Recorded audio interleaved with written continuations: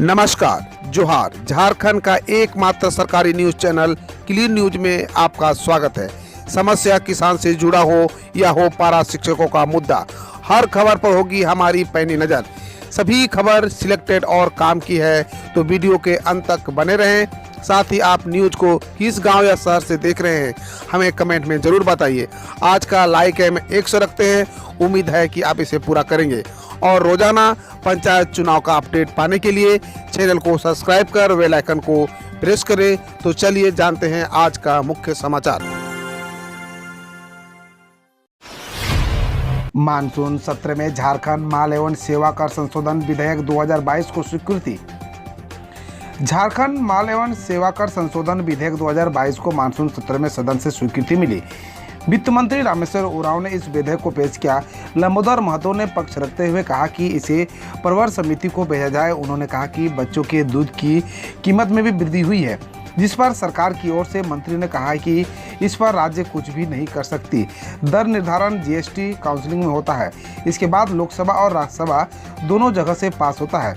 केंद्र के द्वारा सभी राज्यों को यह भेजा जाता है, जिसे पास कराकर भेजना ही होता है। हम लोग कुछ नहीं कर सकते हैं। अल्पसंख्यक छात्रवृत्ति घोटाले में 50 स्कूलों की जांच के बाद अब 30 अन्य स्कूलों को एसीबी की नोटिस। 100 स्कूलों पर होगा एफआईआर। धनबाद जिले में 11.55 करोड़ रुपए के अल्पसंख्यक छात्रवृत्ति घोटाले में एसीबी ने जिले के 50 स्कूलों की जांच करने के बाद अब एसीबी ने 30 अन्य स्कूलों को नोटिस भेजा है। एसीबी अब इन स्कूलों के जवाब का इंतजार कर रही है। इनके जवाब के आधार पर ही एसीबी आगे की कार्रवाई करेगी। मालूम हो कि एसीबी इस घोटाले को लेकर जिले के 550 स्कूलों की जांच करेगी। पंकज मिश्रा रहेंगे जेल में, कोर्ट ने 18 तक बढ़ाई न्यायिक हिरासत। खनन लीज मामले में हेमंत सोरेन की विधायक प्रतिनिधि पंकज मिश्रा की हिरासत अवधि 18 अगस्त तक के लिए बढ़ा दी गई है।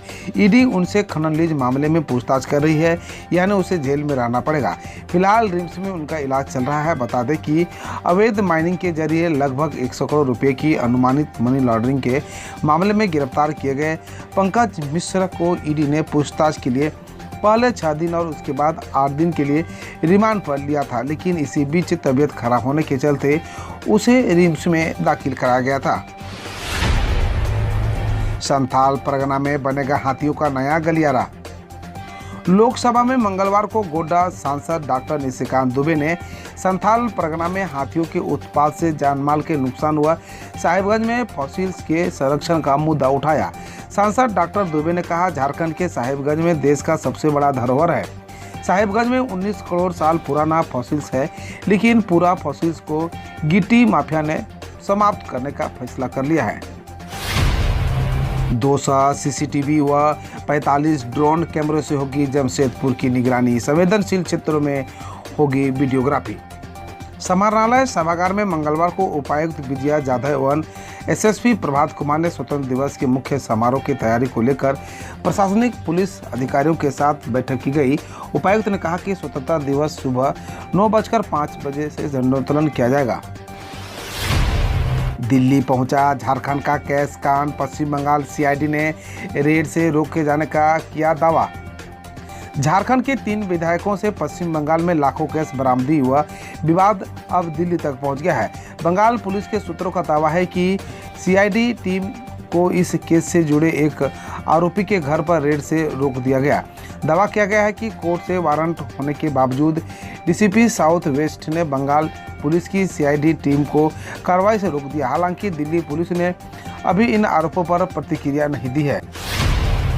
झारखंड में स्वाइन फ्लू से मर रहे हैं सुअर, बड़ा बीमारी फैलने का खतरा। पिछले 1 महीने से बड़ी संख्या में सुअरों की मौत हो रही है। प्रखंड के पशुपालन चिकित्सा पदाधिकारी डॉक्टर मृत्युंजय ने इसे स्वाइन फ्लू बताया। विश्रामपुर के मोहन गंजू ने बताया कि उनकी बस्ती और आसपास के गांव में अब तक दर्जनों सुअर की मौत हो चुकी है। इसके अतिरिक्त केडी, करकट्टा, चूरी बस्ती, नावाडी, हरहू, मायापुर, बिरासनगर, धमधमिया, विश्रामपुर एसएससी कॉलोनी में भी बीमारी से सुअरों की मौत की सूचना लगातार मिल रही है। ग्रामीण अपने सुअरों के मरने पर उन्हें खुले में फेंक देते हैं और इसकी दुर्गंध से लोगों को काफ़ी परेशानी हो रही है। दूसरी ओर संक्रमण का खतरा बढ़ गया है। खासकर धमधमिया के जंगलों में सुअरों के मरने की संख्या अधिक है। 15 अगस्त से पूर्व सरकार ने हटाए जाएंगे 2 मंत्री, कांग्रेस ने हेमंत को दी हरी झंडी, सत्ता परिवर्तन की साजिश की सजा। झारखंड सरकार में कांग्रेस कोटे के कम से कम 2 मंत्री 15 अगस्त के पहले हटा दिए जाएंगे। इन 2 मंत्रियों पर सत्ता परिवर्तन के लिए चल रही कवायद का सूत्रधार होने का आरोप है, लेकिन राजनीतिक कारणों को आगे कर पार्टी और सरकार कोई कार्रवाई करने से बच रही है। यही कारण है कि मंत्रियों के विभागों में हाल के दिनों में बड़े पैमाने पर हुए फेरबदल का आधार बनाकर उनकी खबर ली जाएगी। तबादलों में बड़े पैमाने पर कमाई किए जाने की शिकायतें विधायकों के माध्यम से मुख्यमंत्री हेमंत सोरेन तक पहुंची।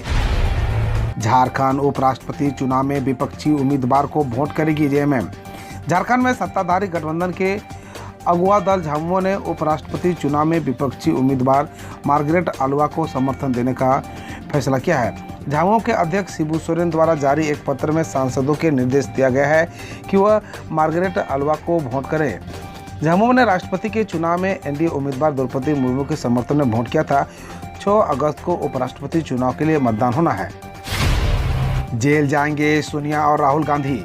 नेशनल हेराल्ड से जुड़े मनी लॉन्ड्रिंग केस में ईडी छापेमारी कर रही है। साथ ही राहुल और सोनिया गांधी से पूछताछ भी हुई है।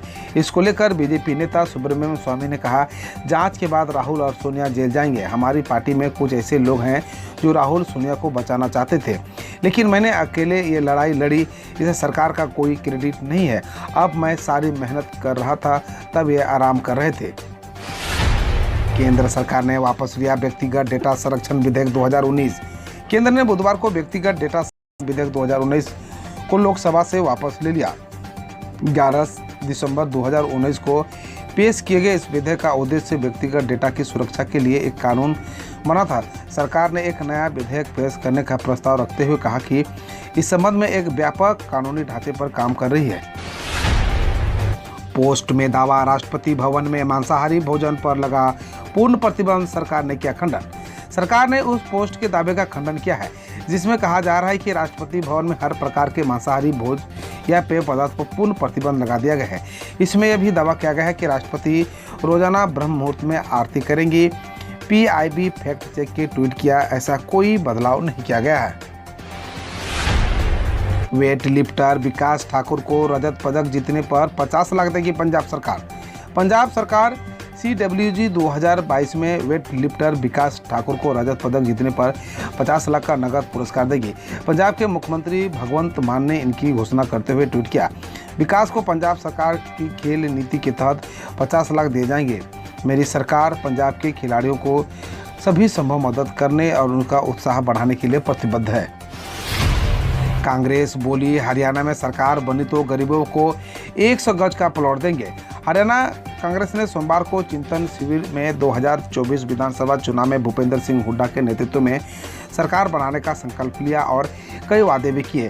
कांग्रेस ने सत्ता में आने पर राज्य के वरिष्ठ नागरिकों को 6,000 की मासिक पेंशन, गरीब परिवारों को 300 यूनिट फ्री बिजली और 100 गज के प्लॉट देने का वादा किया है। वित्त मंत्री निर्मला सीतारमण बोली, बैंकों से नगद निकासी पर नहीं लगता जीएसटी। वित्त मंत्री निर्मला सीतारमण ने बताया कि बैंकों से नगद निकासी पर जीएसटी नहीं लगता और प्रिंटर से चेक बुक खरीदने पर बैंकों पर जीएसटी लगता है, जबकि ग्राहकों के चेक पर टैक्स नहीं लगता है। बकौल सीतारमण, एटीएम से 10 ट्रांजैक्शन प्रतिमाह निःशुल्क है, जिनमें पेरेंट बैंक के एटीएम से 5 जबकि अन्य एटीएम से 5 ट्रांजैक्शन शामिल है। मुंबई में सीएनजी का दाम 6 रुपया प्रति यूनिट और पीएनजी का दाम 4 रुपया प्रति यूनिट बढ़ाया गया। महानगर गैस लिमिटेड ने मुंबई में सीएनजी का दाम 6 रुपया प्रति किलोग्राम और सीएनजी का दाम 4 रुपया स्टैंडर्ड क्यूबिक मीटर बढ़ा दिया है। मुंबई में 2022 में 5वीं बार सीएनजी व पीएनजी के दाम बढ़ाया गया है और पिछली वृद्धि 12 जुलाई को हुई थी। मुंबई में सीएनजी का दाम बढ़कर 86 रुपया प्रति किलोग्राम, जबकि घरेलू पीएनजी का दाम 52 रुपया 50 पैसा SCM हो गया है। आंध्र प्रदेश में एक कंपनी में संदिग्ध गैस लीक के बाद 50 लोग अस्पताल में कराए गए भर्ती। आंध्र प्रदेश के अच्युतापुरम में ब्रांडिक्स स्पेशल इकोनॉमिक जोन में मंगलवार को शाम संदिग्ध गैस लीक के बाद एक कंपनी के 50 से अधिक कर्मचारी बीमार पड़ गए। पेट में दर्द, कफ और घुटन की शिकायत करने वाले कर्मचारियों के अनाकल्पली के अस्पताल में भर्ती कराया गया। पुलिस ने मामले में जांच शुरू कर दी है। राज्यसभा में वित्त मंत्री बोली, अस्पताल के बेड या आईसीयू पर जीएसटी नहीं लगाया गया है। वित्त मंत्री निर्मला सीतारमण ने मंगलवार को राज्यसभा में कहा कि अस्पताल के बिस्तर या आईसीयू पर कोई टैक्स नहीं लगाया गया है। उन्होंने कहा, केवल ऐसे अस्पताल के कमरे जिनका किराया 5,000 प्रतिदिन है उन पर जीएसटी लगाया गया है। बकौल सीतारमण, सौदाह गृहों पर भी कोई जीएसटी नहीं है, बल्कि केवल नए सौदा गृहों के निर्माण पर जीएसटी लगाया गया है। अगले कुछ दिनों तक के लिए कई राज्यों में अधिक और बहुत अधिक बारिश की चेतावनी सूची हुई जारी। आईएमडी ने बताया कि बुलेटिन में अगले कुछ दिनों के लिए कई राज्यों में अधिक और बहुत अधिक बारिश की चेतावनी जारी की है। केरल और तमिलनाडु के कुछ हिस्सों में 4 अगस्त तक बहुत अधिक बारिश की आशंका है। कर्नाटक के कुछ हिस्सों में 5 अगस्त तक और गोवा व उड़ीसा में आगामी दिनों में अधिक बारिश हो सकती है। कर्मचारियों को इस महीने मिलेंगे 3 बड़े तोहफे। सैलरी में आएगा 2,18,000 तक का उछाल।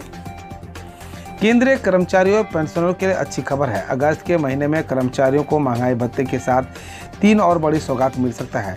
इससे सैलरी में न सिर्फ बम्पर उछाल आएगा, बल्कि 52 लाख से लेकर 6 करोड़ कर्मचारियों तक को लाभ मिलेगा। मीडिया रिपोर्ट्स के अनुसार अगस्त के महीने में 4% महंगाई भत्ते के बढ़ने के साथ फिटमेंट फैक्टर भी बढ़ोतरी की जा सकती है। हम रोज ऐसे ही न्यूज लाते रहेंगे, तो यदि आपने अभी तक क्लीन न्यूज को सब्सक्राइब नहीं किया है तो पहले फटाफट सब्सक्राइब कर लें, साथ ही बेल आइकन को दबा दें ताकि कोई अपडेट मिस ना हो।